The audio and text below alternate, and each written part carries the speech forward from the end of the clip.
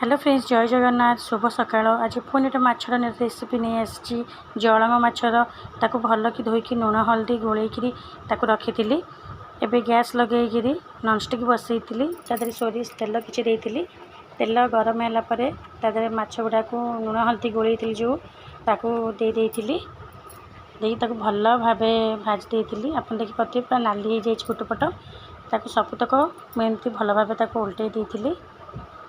उल्टेकी किसी समय छाड़ी देखूँ आम माछ गुड़ाक पूरा भी हो आसलानी काटी सोरिष किछटा बाटिकी पुणी थे सोरिष बटा देहरे पुणी थे गोलैकी भाजी देती। सोरिष रसुण शुखला लंका आउ जीरा देकी आम माछ गुड़ाक हो आसलानी उल्टे देती।